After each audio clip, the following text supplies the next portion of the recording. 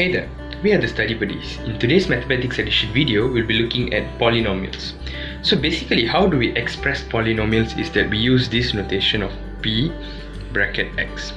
So polynomials are expressed in this function, and polynomials basically has no limitations, which means it can go to how many ever numbers it wants. So usually it starts off with an a to the a number n power of x to the power of n plus with a n minus 1 x to the power of n minus 1, and it goes on until it reaches a 1 x plus a 0.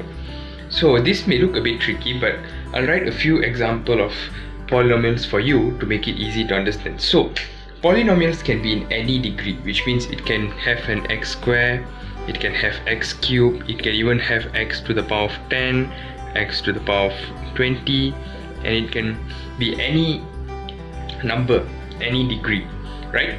So the length of polynomials is very unlimited.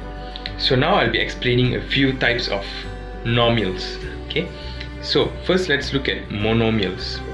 So monomials, as the name itself says, mono, which means it has only one number, which means that examples of monomials are like x square, 3x, x to the power of 10, 5x to the power of 4. So these are examples of monomials. So which means that in that whole equation, it's only this number available. So these are monomials. So binomials. So what are binomials? Examples of binomials are 2x plus 1, x square plus 3, 3x plus 2x square, and so on. So if you notice properly, there are two numbers in an equation, so it's called binomial. And let's look at trinomials as well. So trinomials, as above, it has three numbers, so it can be 3x square plus 4x plus 5, 2x minus 3 plus 5x square, and so on. So monomials, binomials, trinomials. So you may ask, what is polynomials?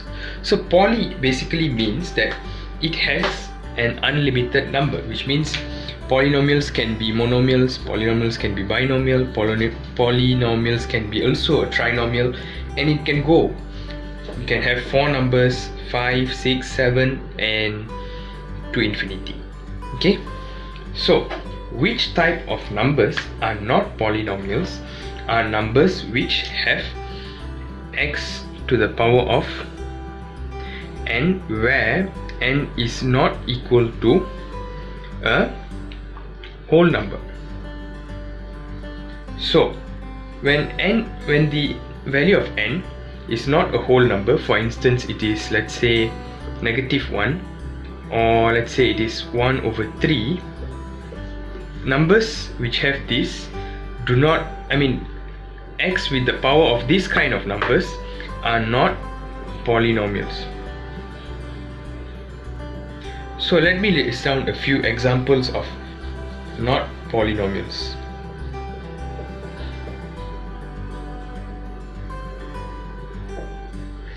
So not polynomials are numbers such as x to the power of 1 over 3, x to the power of -1, x to the power of 0.5, x to the power of 1 over 3 negative, and so on. So these are not polynomials. So now let's take a look at the addition and subtraction of polynomials. So to explain this, I'll use an example directly. So let's look at this example. We have two types of polynomials, px and qx. So in this first polynomial, we see that we have a polynomial with the degree of 5, 4, 3, 2, 1, and 0. So this is actually a nomial which has 1, 2, 3, 4, 5, 6 values. And next we have another polynomial which has only 3 values, and it is starting off with the power of 2, which means this is a quadratic equation, or also known as a polynomial. Okay, so how do we solve questions involving addition and subtraction of polynomials? So let's say I have my first question, px plus qx. So which means I'm going to add up this whole equation with this whole equation. So how do I do this is that I'm just going to list down px individually plus qx. So let me list it down. 2x power 5 plus 3x to the power of 4 plus 6x cubed plus 6x squared plus 3x plus 2 close bracket plus with qx now. So qx is 7x squared plus 18x plus 9. Okay, so once you have listed down everything, now what you're going to do is that you're going to combine it according to its coefficients. So since you see 2x to the power of 5, there's no other power of 5 left, you can just immediately write it down over here. 2x power 5, same goes to 4 and 3. Okay, now 6x squared, you have one x squared over here, I mean an x squared coefficient over here, and also you have an x squared coefficient over here. So now you would have to add 7 and 6 together. Why? The reason is very simple. It's because both of them are having x squares. Okay, so now let's write it down like this: 7x squared plus 6x squared. Actually, I'm just putting this bracket just to make it easy for you to understand. It's not mandatory or not important to put that bracket. Okay, followed by x. So since we see that there's only two numbers in having this coefficient, we are going to write them together as well, which is 3x plus 18x plus at last 2 and 9. Okay, so now we are going to add up all these individually. So which means 7x squared plus 6x squared is actually 7 plus 6 x squared, which is going to give you a 13x squared, and this is going to be 18 plus 3x, which is going to give you a 21x. This is going to give you 11. So I'm just going to write down the whole answer. So therefore the answer for this question is going to be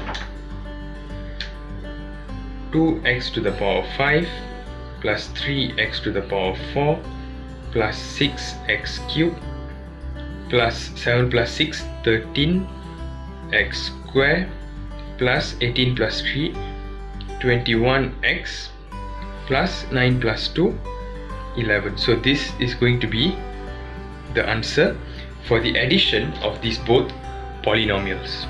So now let's move on to our second example. So we have a question of 3px minus 10qx. So a disclaimer here, px and qx is exactly the same as we used for our first example. So now what we have to do is that we are going to multiply the polynomial px to 3 and subtract the multiplication of qx with 10. So let me list them down for you. So this is how you have to list it down. You have to write down the polynomial px multiplied by 3 minus with 10 multiplied by qx. So first we are going to remove all the brackets. So how I'll bring it over here, because I want more space. So don't do this in your exams. In exams, please write down continuously. So what I'm going to do now is that I'm going to multiply 3 to each and every digit of the polynomial. So I'll start off. So 3 times 2, you're going to get 6x to the power 5 plus 3 times 3, 9x to the power of 4 plus 3 times 6, 18x cubed plus 3 times 6, also 18x squared plus 3, 9x plus 3 times 2, 6. Okay, then now I'm going to resume with this. So negative 10 times 7x squared, negative 10 times 18x, negative 10 times 9. So negative 10 times 7x squared, you're going to get negative 70x squared, then negative 180x minus 90. Okay, so now since we have opened up all the brackets, now we have a complete equation. So now what we have to do to find out the answer for this question is that, as same as what we did in our first example, we are going to split according to the coefficients. Okay, so 6x to the power of 5. Is there any number in this equation which has an x to the power of 5? So since there's no x to the power of 5, we can just immediately write down 6x to the power of 5. X to the power of 4. None of them has x to the power of 4, so it just still remains. And same goes to x power 3. There's nothing else involving x to the power of 3, so we're just going to write down 18x cubed. So now x squared. So we have 18x squared and we have negative 70x squared. So what we are going to do is that we are just going to take negative 70 plus with 18. So negative 70 plus with 18, we are going to get negative 52x squared. Okay, and followed by 9x minus 180, in which we are going to get negative 171x. And lastly 6 minus 90, we are going to get negative 84. Negative 90 plus 6, we are going to get negative 84.